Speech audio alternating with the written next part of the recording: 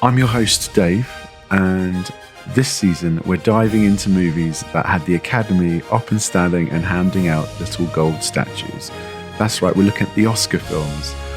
This season is called The Award Goes To, where we take a look at we have taken a look at some of the most celebrated films over the past few years, at least, and see why they took home the Oscar glory. So today's pick is a quiet, brutal, desert-soaked thriller that asks one very important question: what if flipping a coin could decide your fate? Yes, we're talking No Country for Old Men, the Coen brothers' Oscar-winning masterpiece starring Javier Bardem, Josh Brolin and Tommy Lee Jones. So grab a drink, maybe don't bet it all on a coin toss, and join us as we break down one of the most tense and weirdly quiet crime films ever made. Is it just start with us talking? Yeah, Dave's gonna do us some like a jingle, I think. Dave. Nah. Danielle. Two lines is 11.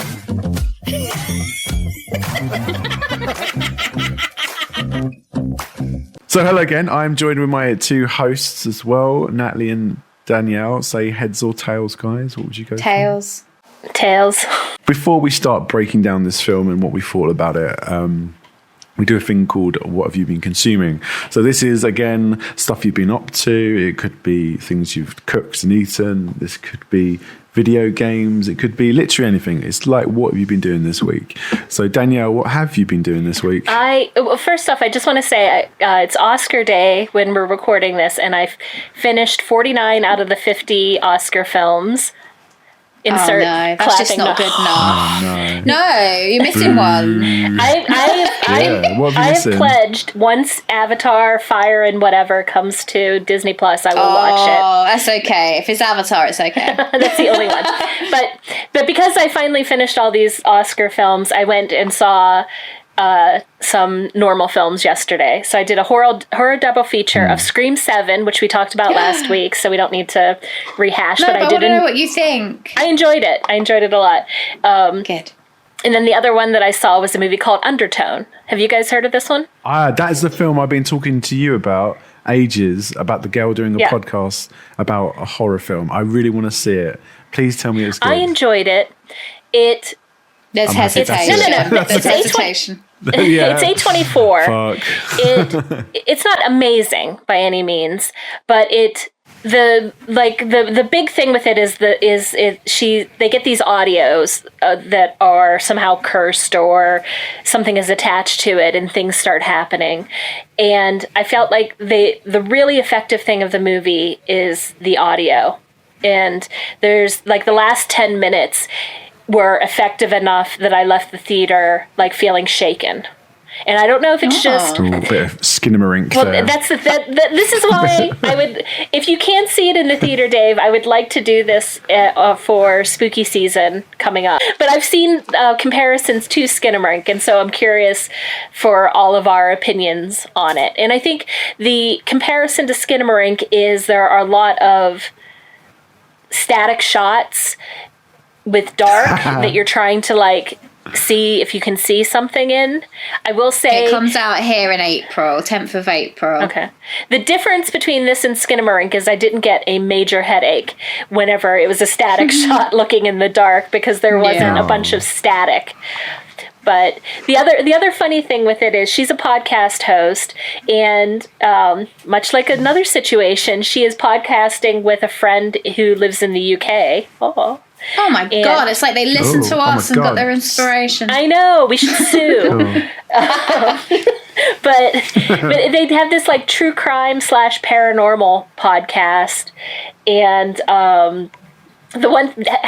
doing this now, the one thing that I picked up, or the one thing that like stood out to me was their like way that they podcasted. And I was like, how the hell do they do this? They were like recording 10 minutes at a time, and then they'd be like, we'll just pick it up and do more tomorrow. But they released episodes every week. So I don't know who was editing this thing. If they just had these like scattershot 10 minutes here and there. And then they had live callers, which also seemed real strange. Cool. Yeah. And I don't know how she had a microphone, so I don't know how she recorded. Like the like logistics of like, obviously we do this once a week, like having to do it like a few times a week and be like, have you got some time to be able to do like a few minutes of podcast? This week I've been kind of in a like back and forth between basically the same show. I was saying it to Danielle. I've been watching Sharp Objects and Twin Peaks before my subscription runs out. So, but basically what they've got in common is they're both like small town America with like teenage girls that are going missing and dying, and they're like basically kind of the same story. But yeah, so Sharp Objects is the one that I am more enjoying at the moment because I'm on season 2 of Twin Peaks and it's got a bit haywire. So I had the lovely Rachel and Ben come and stay at mine over the weekend. She's an avid listener, so hello, and Rachel. A guest star. Thank you. And a guest star. And commenter. She follows our social media. She's like number one fan. Very nice friend, Rachel. Friend and fan. No, she's just a really good friend. To fan Rachel. God, Rachel. Oh my God, yeah. So if you become the number one fan, you also get to go and stay at Dave's house and see the guinea pigs. Yeah, you get to hold a guinea pig. That's our Kickstarter number one. So we had some Kickstarter fans come see us. So they came over. So Rachel and Ben came over, and we were like, "What horror film should we watch?" And we found one called Body Cam, and it's about 2 policemen going to a house because they've got a call, and there's some. It's all kind of from the body cam footage, so it's found footage film. Instantly, I was like, "Okay, yeah." They're normally sometimes good. So follow these two cops. There's a crazy lady upstairs, and there's a man holding something, and he approaches the policeman in a sort of an aggressive manner. The policeman shoots him, and he finds out he had like a creepy child in his hand as well. So he got both of them. And the story follows that, and it's like some demons involved. It was the worst film I've ever seen. It was so bad. I was like, I had no idea it was, and for a film that's only an hour and 15 minutes long, it felt like a lifetime. Do you know when Gandalf fights the Balrog and he's laying in that snow? Yeah. He's like, every day was his life cycle of the earth. That's what it was like. It just was, it wouldn't end. And I was like, I know this is only an hour and 15 minutes long. Why is it keeps going? And we had no idea. That what was how happening. I felt about that movie you made us watch near Christmas with... Skinnamaring. No, I mean, I did feel like that was Skinnering. No, it was that girl where it was like, she had like a box delivered to her and it was... Was it Vicious? That one. So, let's go on to the Oscar buzz.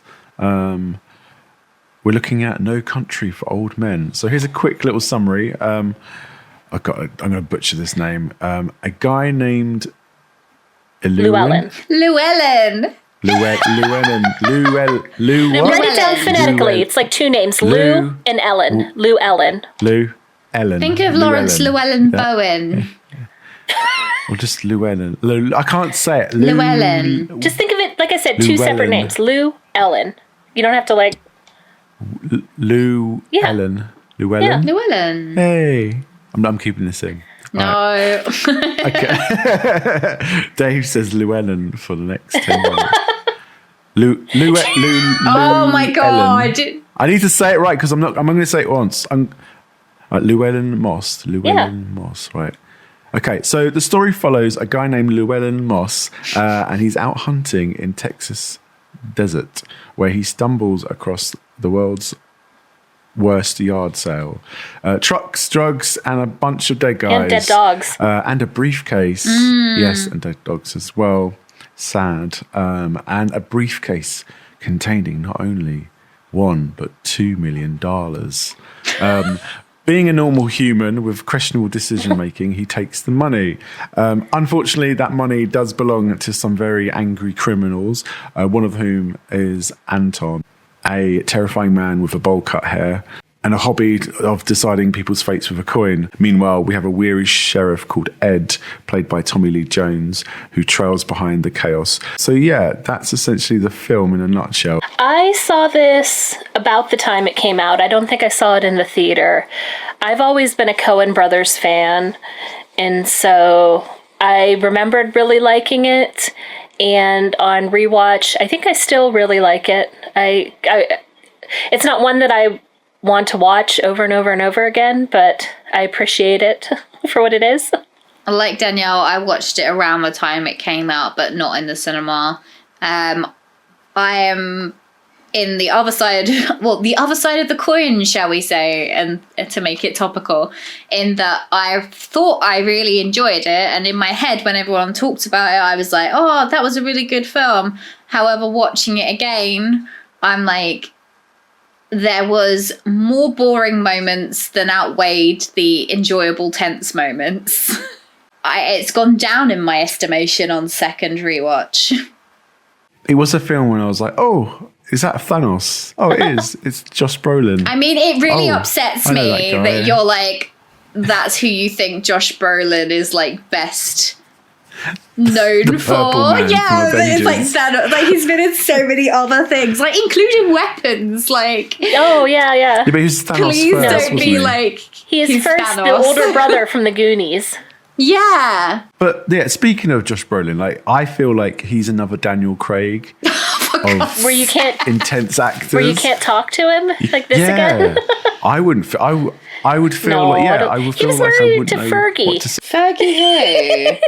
Yeah. From Black Eyed Peas. I have to make sure now, like, I'm not being an idiot. No, he I'm pretty wasn't. sure. That was Josh Deschamel, whatever his name is. Josh DeHummel.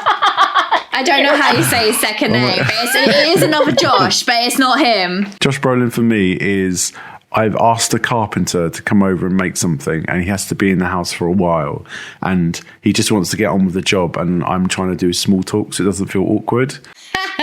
Do you know what? I watched Josh Brolin in quite recently, a film with him and Kate Winslet called Labor Day, where he plays a convict that's escaped, and then he goes and hangs out with Kate Winslet and her son over the Labor Day weekend until he then gets captured, I think, again. And it's like a romance, but it was a really good film.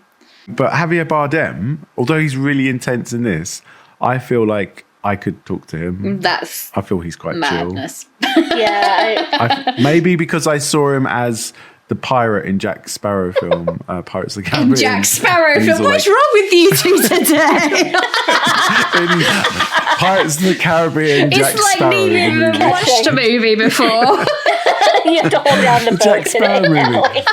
Because, I mean, like, he's a bad guy in that film, but he comes across quite funny. And I don't know, I think I've seen him in other films. I think this was the first movie that I really saw him in as like a leading role. I don't think he'd done much English. I don't think he'd done many English-speaking films before. I saw... Done much English. Apparently I haven't done much English either. No, I saw trivia that said whenever they offered him the role, he said he couldn't speak English very well, and, he didn't do... They really fought this for kind of him, film. yeah. Yeah, and they were like, that's perfect. That's what we want. We want you to be this mysterious, yeah. the ghost. I didn't find him that threatening, though. What? Oh, I do. I don't know. He's completely I ominous. didn't find him scary. Yeah. No. I think it is definitely down to that haircut. It doesn't help. But yeah, it's just his mannerisms. Everything about him is just like, he's so like calm with it all. Like he's doing these really heinous things and doing horrible things to just like Joe Blogs that don't deserve it. Like they're just in the wrong place at the wrong time. And he's completely like a predator. He's like so like sleek with everything, like I suppose like a big cat if we're doing predator things. Like he's really like a what's the word? Like a presence on the screen every time he's on the screen. I think he got the supporting actor Oscar for this one. Did he? Yeah, he did deserve it. Don't trust anything I say today. He probably didn't. But yeah, just seeing... He didn't even go to the Oscars. There wasn't even an Oscar ceremony that year.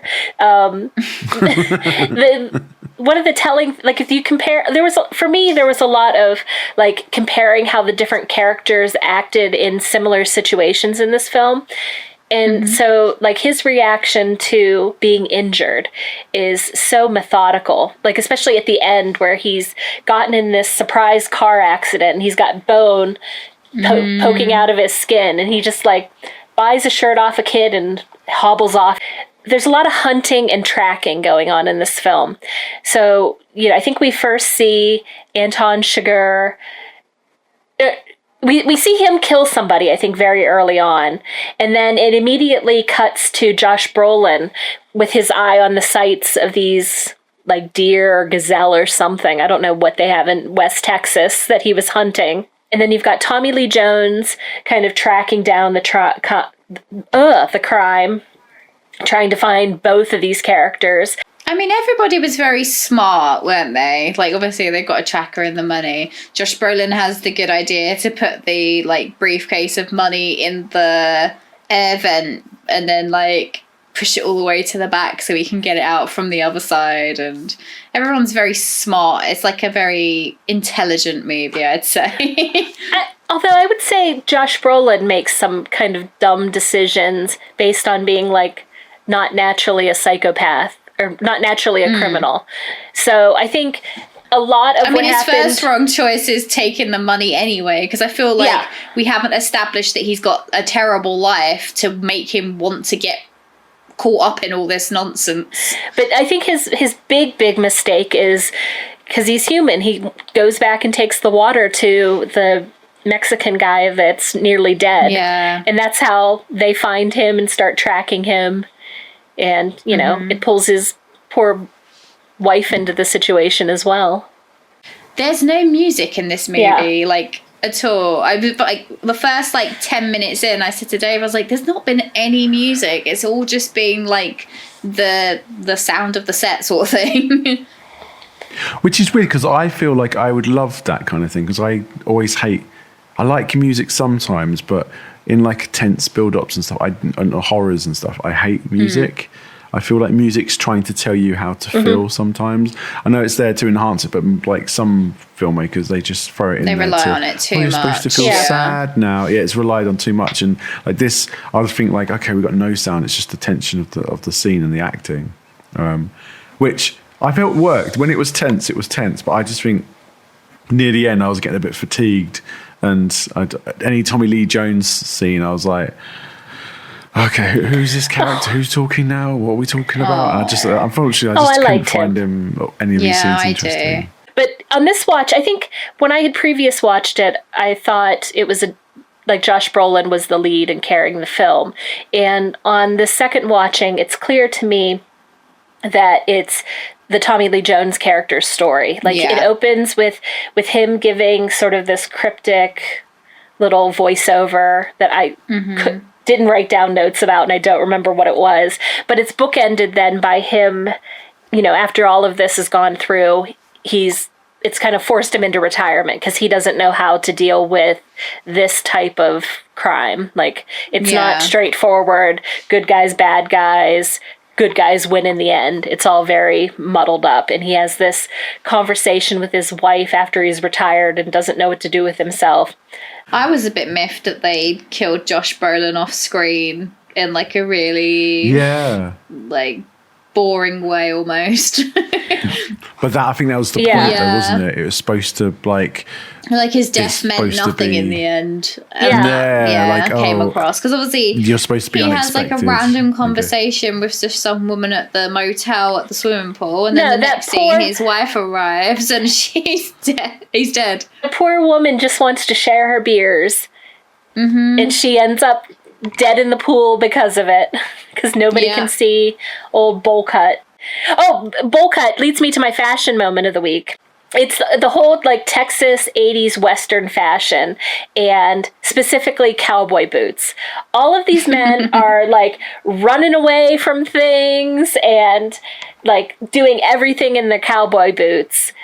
It just seemed very impractical to me, and like you would have flat foot, painful, like fallen arches all the time with these awful boots on, to the point that Josh Brolin ends up in a Mexican hospital and comes back to the boot store in just like a hospital gown and the boots. I mean, you're talking about cowboy boots and running and the difficulty.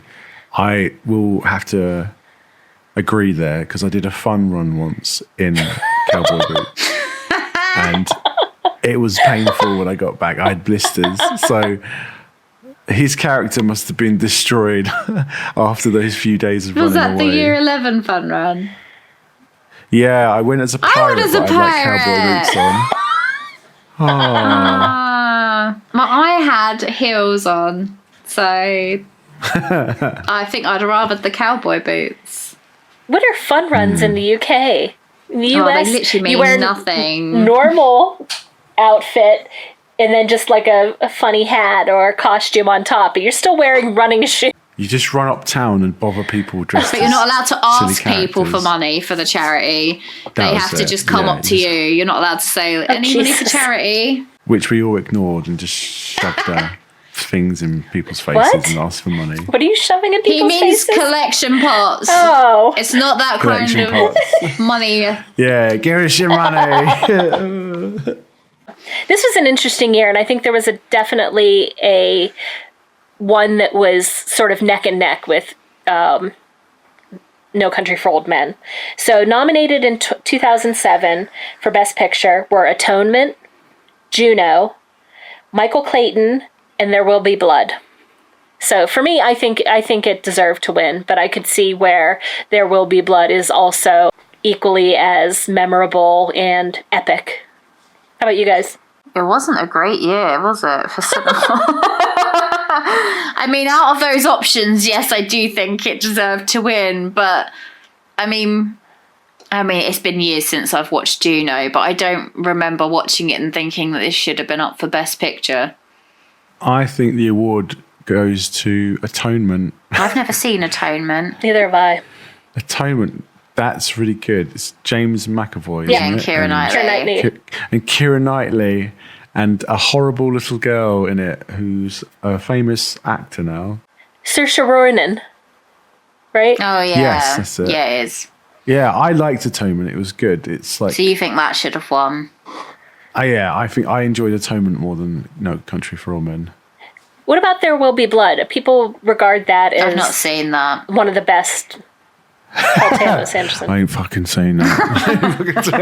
All I know about it is that Quentin Tarantino, is this the one where he just said railed nasty into Paul things about Dan. that guy? Yeah. And it's got Daniel the Day-Lewis. guy- yeah, Daniel Day-Lewis in it. Drinking yeah, the that's all I milkshake. know My about it. friend's I terrified drink your of her. milkshake. Him.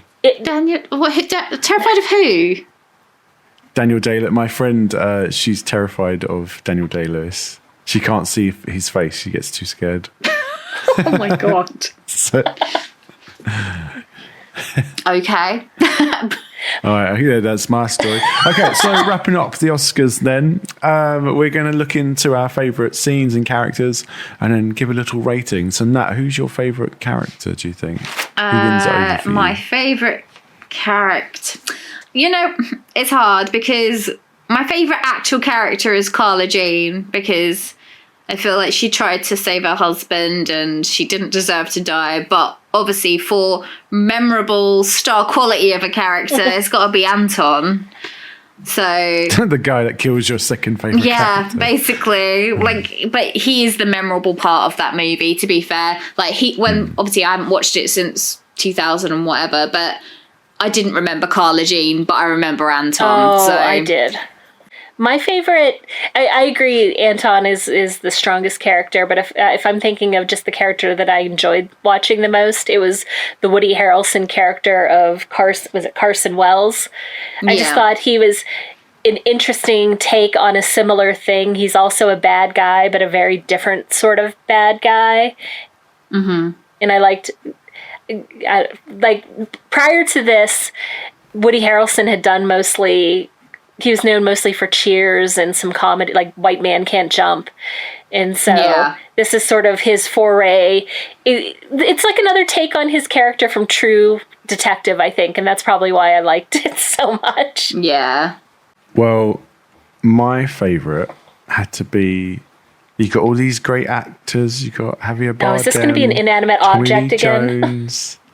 You've got the amazing Josh Brolin, but no one beat the out. Oh, not beat out the water. No one. What's the word? Knocks called? it out of the park. I don't know. That's it. No one knocked it out the park. Maybe the air gun. Like that little old man. No, the little old man in the shop. Oh, he was I great. felt for him. I wanted to see his story. Yeah. I Gas didn't station particularly want to guy. see his story, but he was very good in Gas that station scene. guy. he was there. He's like, I moved here with my wife. I inherited this shop. I got the entire backstory. I was like, this guy.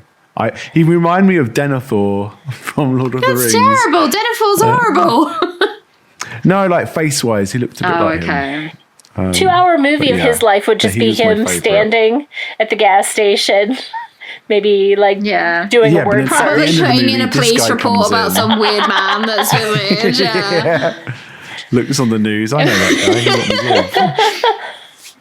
Do you see what happens? And then he's like, talks about the coin. Yeah, it'd be perfect. But yeah, so he was my favourite. Yeah. Okay, so let's look at limes and lemons. So Danielle, no, actually, let's explain it first. So let's look at our limes and lemon scores. So we look out of 5 limes or 5 lemons.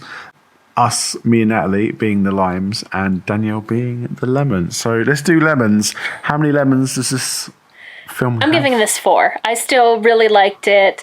After watching it, it made me want to read the book to get kind of even deeper into the themes of the film. But it's not like a total 5-star for me. At the heart of it, it still feels like an old man movie. Like it feels like something your dad or your grandfather really loves. But I still... Because the cowboy boots. Yeah, but I still really enjoyed it. I, upon this viewing, have given it a 2, which it seems harsh because when Dave was like, I'm going to do this movie, I was like, oh, that's a really good one to pick.